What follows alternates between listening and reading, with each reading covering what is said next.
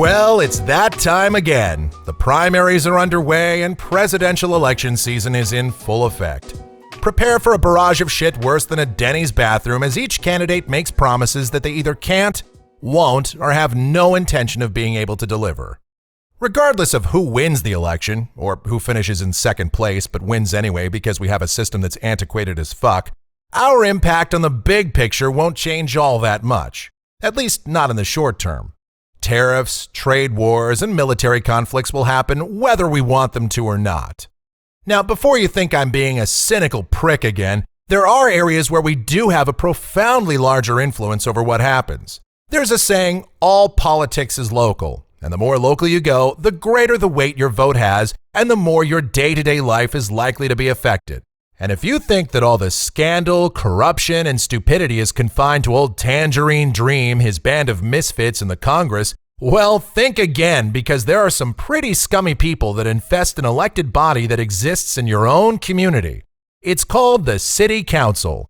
And whether you live in a tiny town or major city across the U.S., your City Council has a surprisingly large amount of power and thus control over your life. They create anything from codes to zoning laws and levy taxes that you probably don't even know existed, well, until you see your grocery bill, your property taxes, and you wonder, what the fuck just happened?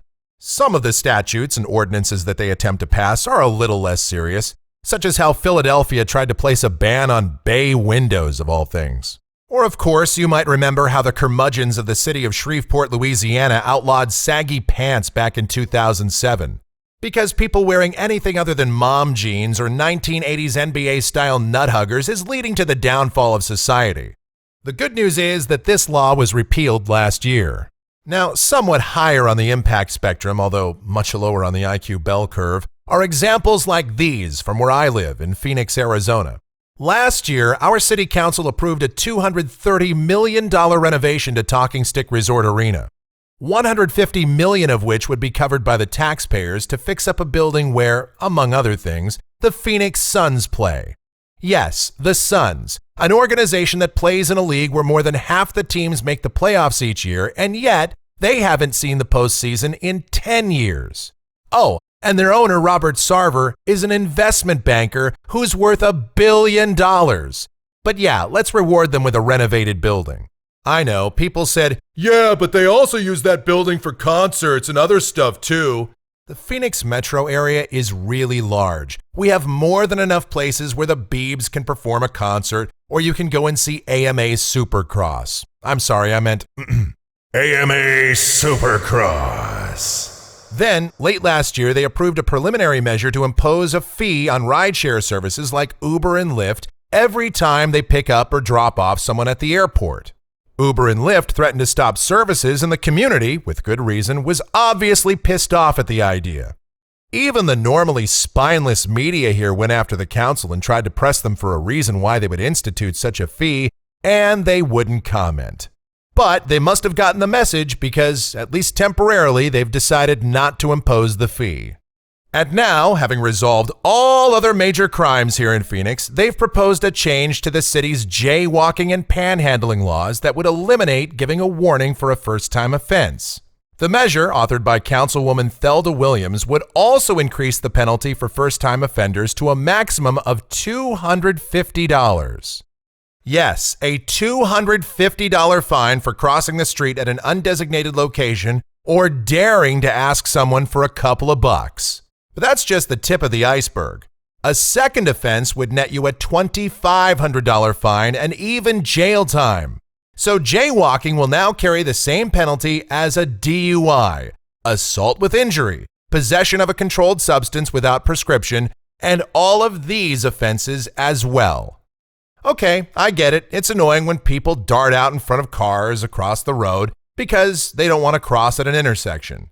And I can see how it might be irritating to be out someplace in public, say walking across a parking lot, and some guy asks you for change, and you might have to be horribly inconvenienced to either ignore them, say no, or actually hand them $1. If you think that's inconvenient, imagine being homeless and having to ask people for money. But the idiocy of this idea is so blatant, I'm surprised it wasn't written in all caps or in magic marker. Think about it. You want to impose a $250 fine on panhandlers. Obviously, if they're begging for money, they don't have the means to pay the fine. And in order to pay it, they'd have to beg for more money, which means they'll be hit with that $2,500 fine and have to go to jail. Now, when they get out, they'll be even less likely to find employment, still owe $2,750, and will have no place to go but back on the street where they'll have to beg for more money, and the poverty cycle continues. And I know what some of you will say. Fucking bums, get a job, man. Or my favorite, you know that most homeless people are mentally ill and can't work anyway. This has been debunked time and again, but yes, some people that are on the street have made poor life choices and are there because of them. As for the mentally ill, well, even if that were true, how is imposing a fine and packing them into our overcrowded jail system going to help anyone? Perhaps we could use that $150 million collected from the taxpayers on something other than an inept NBA franchise. Maybe we could build some more homeless shelters or have work programs to get people off the streets. Look, I'm just a dumbass on the internet. But what we've been doing isn't working too well so far. So maybe we should pay a little more attention to the people that are representing us in our communities and hold them accountable. Or, just go back to screaming at each other on social media. Whatever.